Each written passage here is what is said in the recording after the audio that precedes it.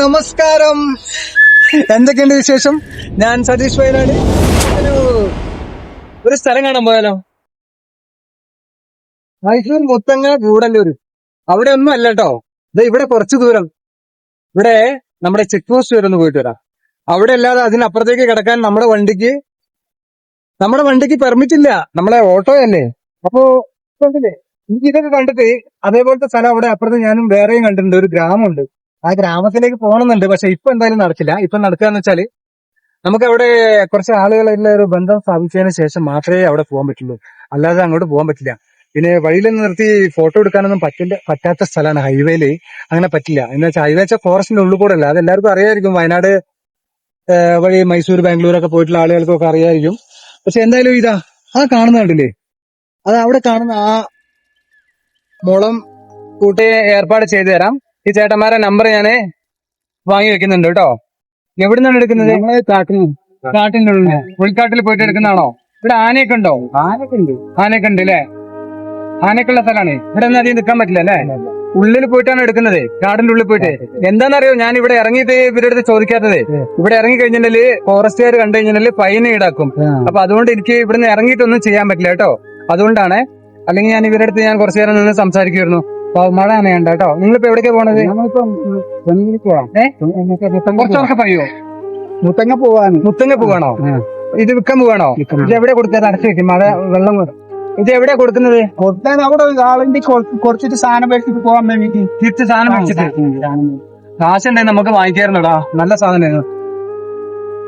എത്ര ലിറ്റർ ഉണ്ടാവും ഇത്? ഇതിപ്പോ ഒരു 4 ലിറ്ററിന്റെ 4 ലിറ്റർ ഉണ്ടാവും. 4 ലിറ്ററിന്റെ മുകളിൽ എന്തായാലും ഉണ്ടാവും. നിങ്ങളിത് അവിടെ അവിടെ ചെല്ലുമ്പോ അവര് വാങ്ങി വെക്കാൻ ആളുണ്ടാവും അല്ലെ? വാങ്ങി വെക്കാൻ ആളുണ്ടായിരിക്കാം. നിങ്ങളെ ഇനിയിപ്പോ ഞാൻ എവിടുന്ന കണ്ടുപിടിക്കണ്ടേ? എവിടുന്ന കാണണ്ടേ? വേണ്ട, ഞാനത് ഒരു കാര്യം ചെയ്യാം.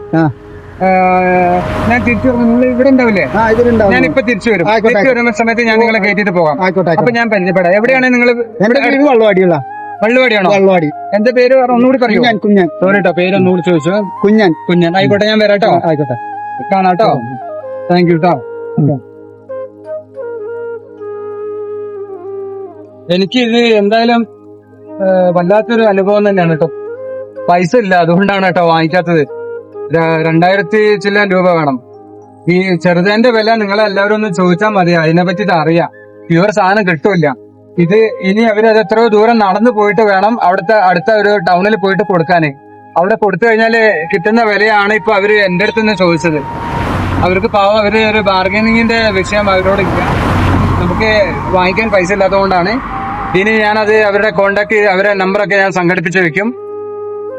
കമന്റിലൂടെ എനിക്ക് ഒന്ന് അന്വേഷിച്ച് കഴിഞ്ഞാൽ ആർക്കെങ്കിലും വേണമെന്നുണ്ടെങ്കിൽ ഞാനപ്പോ അതിന്റെ ബാക്കി ബന്ധപ്പെടാനുള്ള കാര്യങ്ങളോ അത് നിങ്ങൾക്ക് എത്തിച്ചു തരാനുള്ള മാർഗവും ഞാനൊന്ന് നോക്കട്ടെ.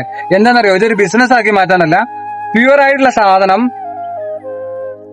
നമുക്കതിന്റെ ആ നാച്ചുറലായിട്ട് തന്നെ നമുക്കതിന്റെ ഒറിജിനാലിറ്റി എനിക്ക് മനസ്സിലായിട്ട് അതിന്റെ സത്യസന്ധമായിട്ടുള്ള വസ്തുത മനസ്സിലാക്കിയിട്ട് അത് നിങ്ങൾക്ക് കൊണ്ട് എത്തിച്ചു തരുന്നതാണ്. ഓക്കെ, ഇനി ഇവിടെ നിന്ന് കഴിഞ്ഞിട്ടുണ്ടെങ്കിൽ ഫോറസ്റ്റുകാർ ഫൈനാക്കും. കണ്ടു കഴിഞ്ഞാൽ അവരിങ്ങനെ റൗണ്ട് അടിക്കുന്നുണ്ടാവും. Okay, thank you. നമുക്കൊന്ന് പോയിട്ട് വരാം. കുറച്ച് ദൂരം കൂടി പോയിട്ട് വരാം.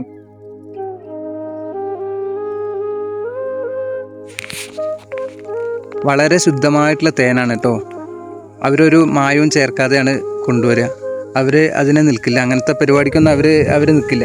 അപ്പം എന്താണെങ്കിലും നമുക്ക് വേണ്ടത് നമ്മൾ അവരൊന്ന് സഹായിക്കാനൊന്നും. ആണോ? ഇപ്പൊ ഇതിന് എത്ര? 50 രൂപ.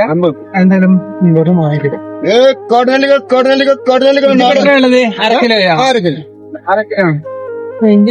ഇത് ഞാന് നിങ്ങളിത് വാങ്ങിക്കാണ്. എന്താ വെച്ചാൽ ഞങ്ങൾക്കൊരു 50 രൂപയുള്ളൂ. നല്ല കാട്ടിലെ നെല്ലിക്കയാണ്. വില ഇത് 1/2 കിലോനോ എത്രയോ? 1 കിലോ? 1 കിലോ ഉണ്ടാവില്ല. കുഴപ്പമില്ല. എന്തായാലും ഞാൻ 50 രൂപ കൊടുത്തിട്ട് ഞാൻ വാങ്ങിച്ചിട്ടുണ്ട്. അവരുടെ ഒരു കഷ്ടപ്പാടിന്റെ ഇതല്ലേ, അവരൊരു ജീവിക്കാൻ വേണ്ടി തന്നെ. പിന്നെ എന്റെ ചേട്ടന്റെ പേരെന്താ? നിതീഷ്. ആണോ? രതീഷ. ഇവിടെ പിന്നെ ആന ഇറങ്ങുന്ന സ്ഥലം തന്നെയാണ് അല്ലെ? ആന ഇന്നൊക്കെ ഫുള്ളാണ്. ഒരു 5 മണിക്ക് ശേഷം ഫുള്ളാണ്. 5 മണിക്ക് ശേഷം ഫുൾ ആനയുണ്ടോ? ഞങ്ങൾക്ക് വീഡിയോ എടുക്കാനാണ്. ഈ ആനയുള്ള സമയം എപ്പോഴായിരിക്കും? അത് മൃഗത്തിന്റെ അതാണ്. ഏത് സമയത്താണെന്ന് പറയാൻ പറ്റില്ല. ആണോ? യൂട്യൂബിൽ ഒരു ചാനലുണ്ട്, വണ്ടിമല എന്നാണ് ചാനലിന്റെ പേര്.